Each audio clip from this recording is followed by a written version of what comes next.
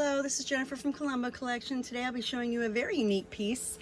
It's an Arabic Olympia SM3, rare to find, and I'm going to show you how it types. While I don't know the language, we'll just take a whirl at it. So the carriage, you move the opposite direction of a normal typewriter.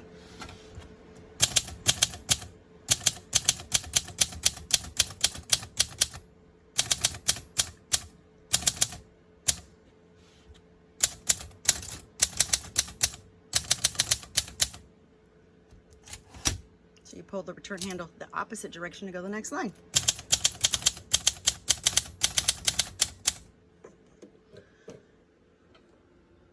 No idea what that says, but pretty cool.